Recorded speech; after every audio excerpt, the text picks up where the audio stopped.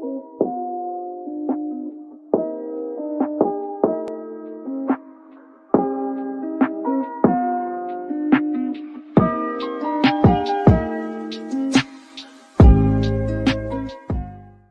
é mais um episódio de Elas em Foco, onde a gente discute, por meio de filmes, as repercussões do movimento Me Too dentro e fora das telas. O filme de hoje é Intocável, ou Untouchable, de 2019. Harvey Weinstein was known to be a bully. He thought of himself as the sheriff in town. He scared people in the same way a gangster would. Things got very uncomfortable very fast. He no longer seemed to want to talk about work. I said, no, I don't do that. And he goes, you're making a very big mistake. O documentário, dirigido por Ursula Macfarlane, fala sobre a queda do ex-magnata de Hollywood, Harvey Weinstein. Ele conta com relato de vítimas, como Rosanna Arquette, Paz de la Cuenta e Erica Rosenbaum. Também conta com relatos de pessoas do círculo de Harvey. Mas antes de começarmos a discussão, eu quero apresentar minha convidada de hoje. Eu me chamo Pamela Euridice, eu escrevo para o Cine7, que é um site de cinema feito totalmente aqui no Amazonas. E aí, dentro dessa perspectiva, eu faço mestrado em Sociedade e Cultura na Amazônia, onde eu pesquiso cinema mulheres na Amazônia. Inclusive, não sei qual a sua opinião com relação a essa importância, né, de você ter usando o nome do seu livro, um olhar feminino, né, por trás dessas narrativas que são que tratam efetivamente de mulheres. Se você percebe que há essa importância quando a gente está tratando desses assuntos. Sou um pouquinho acadêmica nesse sentido e puxar aqui a Laura Mulvey, porque ela fala sobre a questão do olhar, né? Quando ela diz que a gente tem os 3 olhares principais, e aí nós precisamos, que na verdade esses olhares principais, para quem está ouvindo a gente, né, e não conhece, é o olhar da câmera, que geralmente é o olhar do diretor, então vai ser um olhar de um homem dentro do cinema mainstream, né? A gente tem também o olhar do espectador e o olhar do protagonista, que geralmente é um homem. Então, quando a gente tem uma mulher atrás da câmera que vai guiar o olhar principal, porque ela vai guiar o olhar do protagonista, consequentemente vai guiar o olhar do espectador, a gente vai ter realmente uma quebra, uma ruptura. Então, eu acho muito importante a gente ter uma diretora que traga essa discussão, que traga outros olhares, porque eu vou dar spoiler de novo. Eu não sei falar de filme sem dar spoiler. Me desculpem. Tem uma coisa que eu acho muito legal no filme, é que a gente sempre pensa nessa ideia do Harvey Weinstein como um cara que assediava mulheres, que o assédio e o abuso sexual. Mas ele também era um assediador moral. E eu acho muito legal que ela traz primeiramente essa ideia de que ele era um gênio. Ok, ele era um gênio, mas ele maltratava os funcionários.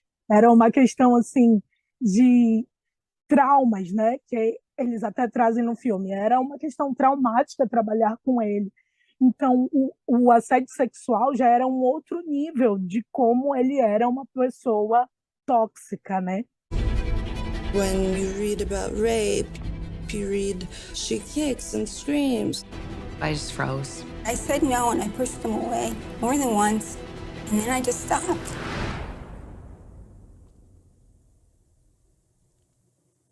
É um olhar que uma mulher traz. É quem quer discutir a questão do cinema de gênero, da gente pensar que, embora o filme não apresente muito isso, mas essa questão do assédio no cinema, ele é uma questão histórica, é algo que, infelizmente, sempre esteve presente. E aí o filme ele consegue trazer isso, mesmo que de forma mais simplificada, mas aborda essa temática, que eu acho que é importante, principalmente 5 anos depois, e aí a gente pode ter uma perspectiva realmente mais ampla do que realmente aconteceu, principalmente porque o cinema é uma forma midiática que, querendo ou não, por ser visual, consegue alcançar mais as pessoas do que a leitura de um artigo, principalmente um artigo do The New York Times, né, que não está no nosso idioma. O nome é Intocável. Ela está falando do homem, da figura Harvey Weinstein. Então, a gente precisa ver todas as pessoas que rodeavam ele. A secretária, sim, a primeira mulher que ele assediou num hotel, sim, também, mas também os homens que também deixaram aquilo acontecer. Pois é, a gente vê muito essa perspectiva dos homens que se silenciam e acabam apoiando, né? Uhum. Eu lembro que, na época, essa discussão de que homens sabiam que ele fazia isso, como no caso do Ben Affleck, que a carreira do Ben Affleck foi lançada, decolou por causa do Harvey. E ele sabia de alguns casos. Quando, por exemplo, a Gwyneth Paltrow sofreu também o abuso, não foi pior porque o Brad Pitt estava lá para defender. Mas por que o Brad Pitt nunca disse nada? Por que o Ben Affleck mesmo nunca fez nada em relação a isso, se ele sabia? Por que o Mel Gibson também, que foi chamado para depor, né? Por que ele, que sabia, também não fez nada? E aí a gente vê esse silenciamento entre os homens. Porque, como tu colocaste, ele realmente era o intocável. Ele era o Deus, né? O Deus que mandava em Hollywood na época. When I tried to tell people, they say, you better keep your mouth shut. I saw a lot about how the machine works in terms of burying scandals and settlements. Nobody was ever going to win against this guy.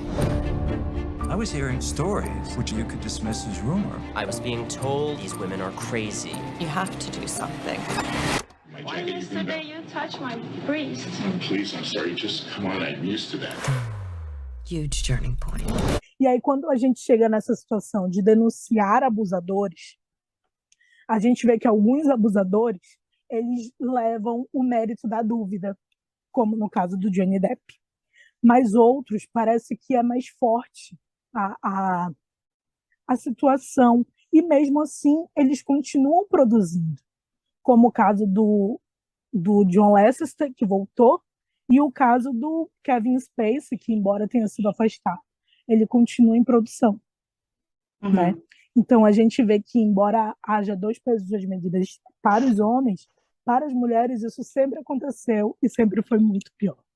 Eu acho que a gente falou também um pouquinho, né, quando as coisas ficam públicas, o que me fez pensar na importância que a mídia e o jornalismo têm, tanto na repercussão quanto em realmente pautar a opinião em alguns momentos sobre esse tipo de caso. Até como uma pessoa que está, né, dentro da profissão, assim, como é que você vê a importância da mídia, tanto para perpetuar, né, esse assunto, quanto para realizar efetiva mudança ou né, propulsionar a efetiva mudança em casos como esses?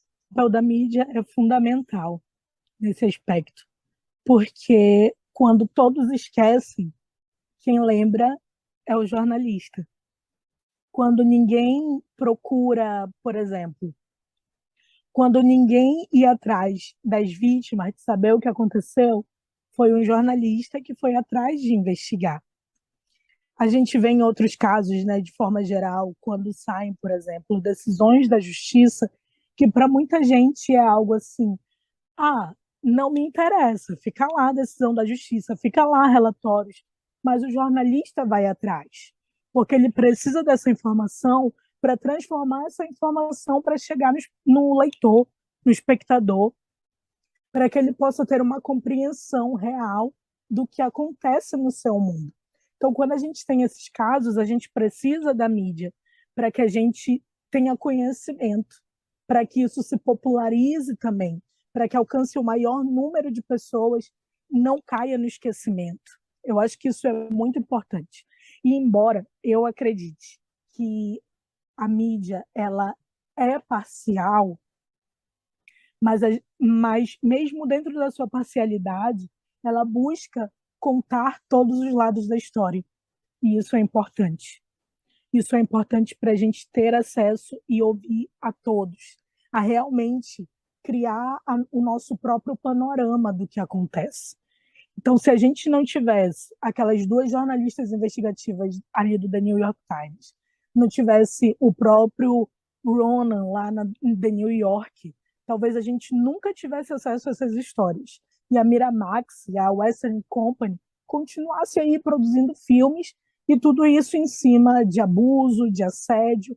Até mesmo quando a gente pensa, eu vou voltar para o cinema, quando a gente pensa no resgate das histórias antigas, da própria Judy Garland, que eu já comentei, quando a gente pensa em tudo aquilo que essas mulheres passaram, a gente precisa de jornalistas que, na verdade, são os contadores de história, para que a gente tenha acesso e para que a gente não deixe essas histórias morrerem.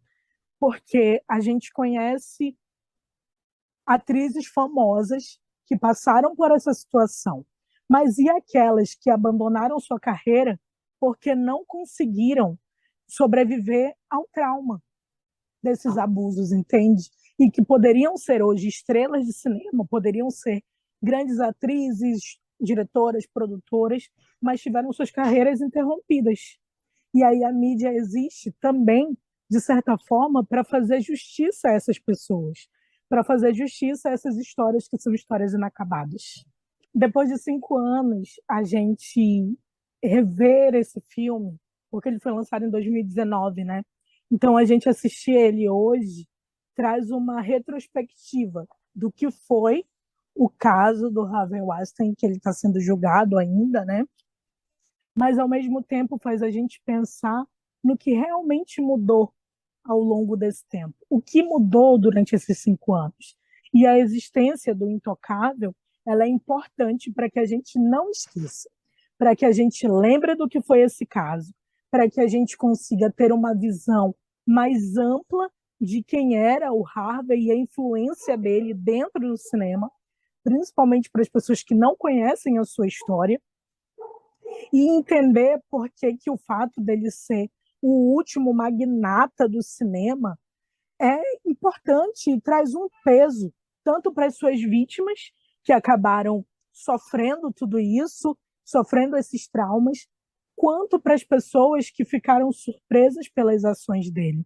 Então, por tudo isso, o filme tem a sua importância. E é um filme que precisa ser visto, ser revisto, porque é uma história que não pode ser esquecida. É uma história que a gente precisa realmente estar relembrando para que situações menores elas não se sobressaiam a isso.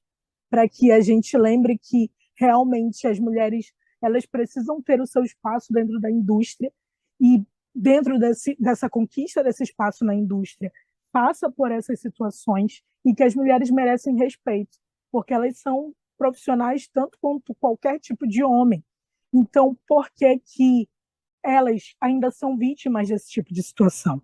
Então, tudo isso o filme acaba trazendo uma reflexão para a gente e se torna importante para nós ainda hoje. Muito obrigada a você que ficou com a gente para mais um episódio de Elas em Foco. Não se esquece de se inscrever no canal, dar like no vídeo, ativar o sininho e deixar um comentário aqui pra gente. Também segue a gente lá no Instagram e na nossa página no Spotify. E lá no nosso site vão estar disponíveis as resenhas dos filmes discutidos aqui, além de muitas outras. Todos os links vão estar aqui na descrição. Este é um trabalho de conclusão de curso da Universidade Presbiteriana Mackenzie. A orientação é do professor Dr. Hugo Harris. Eu sou Vitória Clemente. Muito obrigada, um abraço e até a próxima!